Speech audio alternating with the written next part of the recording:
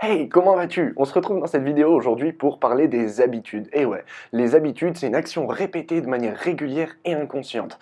Cette habitude, en fait, en neurosciences, on va en parler et on va dire que c'est une boule de neurones à l'intérieur de ton cerveau qui fait que tous les jours, tu vas faire une action sans même t'en rendre compte. On peut aussi parler de rituel.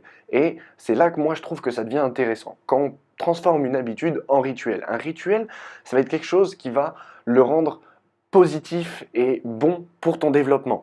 Ton développement, n'oublie pas, c'est ce qu'il y a de plus important. Le développement de soi et de sa propre personne et de son esprit. Mais ces rituels, ces habitudes, pour les changer, tu vas me dire comment on fait, combien de temps on met pour les acquérir et pour les perdre. Tu vas me dire que tu as essayé, ça a échoué. Ou peut-être tu vas me dire que tu as essayé et ça a marché. Et là, franchement, c'est tant mieux pour toi. Par contre, moi, je vais te donner une notion de temps. Elle est propre à moi. J'ai entendu parler de beaucoup de notions de temps différentes. Moi, j'ai pris une notion de temps qui est approximative et à peu près égale pour tout le monde. Avec mes connaissances, c'est une connaissance que j'ai tirée de l'hypnose. Donc, ça va être 66 jours en moyenne. Bien sûr, ça peut être plus long ou plus court chez certaines personnes et selon les habitudes que l'on veut acquérir ou enlever. Tout d'abord, on va lister ses habitudes. Et en listant ses habitudes, ce qu'on va faire, c'est qu'on va mettre les bonnes, les mauvaises, et en haut, on va mettre la pire des habitudes, celle qu'on, si demain on pouvait ne plus l'avoir, eh ben on l'aura plus, comme ça, d'un coup. Si demain on peut ne plus l'avoir du tout, si demain tu n'as plus du tout cette habitude, tu serais l'homme le plus heureux du monde. Ça, c'est la numéro 1. Moi, je l'appelle la black habitude, parce que celle-là, il faut l'enlever. C'est la plus mauvaise et celle qui te fait le plus de mal. Donc, toutes ces habitudes, d'abord, on va les lister. Après les avoir listées, on va ensuite déterminer si elles sont vraiment bonnes ou vraiment mauvaises, si elles sont indispensables ou pas. Et déjà là, on va se rendre compte, de par nous-mêmes, et le cerveau, il va se rendre compte lui-même, que ces habitudes, bah, en les voyant écrites et en se disant, mais merde, pourquoi je fais ça? Tu vois, pourquoi je fais ce truc de merde tous les jours? Déjà, le cerveau, il va commencer à prendre conscience. Et ensuite, ces habitudes, il va falloir les regarder un petit peu tous les jours et y travailler. C'est pas magique, c'est pas en un claquement de doigts, je suis pas magicien, je suis juste là pour vous guider et vous donner quelques astuces que moi j'ai pu essayer avec beaucoup de personnes pour changer leurs habitudes et les perdre ou en acquérir d'autres. C'est le même circuit dans l'autre sens. Les bonnes habitudes qu'on veut acquérir, on fait une autre petite feuille avec les bonnes habitudes qu'on veut acquérir et aussi les mauvaises qu'on veut jamais acquérir.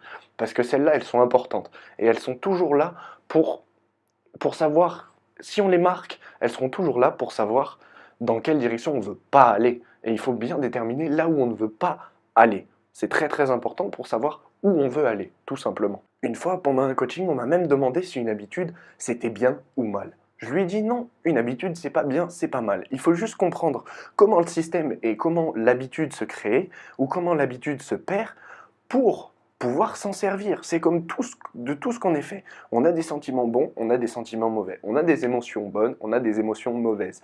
Mais il faut savoir que tout ça, il faut juste savoir s'en servir et le comprendre pour pouvoir avancer correctement. Si tu veux mener ta vie correctement, il suffit de le choisir. Ton habitude, tu veux l'enlever, il suffit de le choisir. Alors, maintenant tu vas me dire, oui mais alors, mis à part les noter quelque part, etc., comment je vais changer mes habitudes? Tu vas changer tes habitudes en 3 points. Tu sais, ces 3 points, ça va être la persévérance et la force du choix. Parce que la persévérance et la force du choix, c'est toi qui décides de perdre cette habitude. C'est toi qui décides de changer cette habitude. Alors si tu le décides, pourquoi tu ne le fais pas? Tu te mens à toi-même? Donc là, c'est un autre problème. Si tu commences à te mentir à toi-même et à pas faire ce que tu as envie et ce que tu as décidé et ton objectif,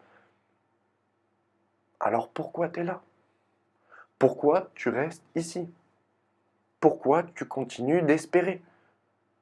Il n'y a pas de magicien, il n'y a pas de petite lumière, il n'y a pas de tout ça. Par contre, il y a toi.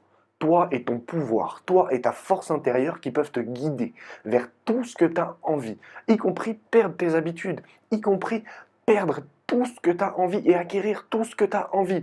C'est juste une force de choix et de persévérance. Ensuite, il y a l'acquisition naturelle.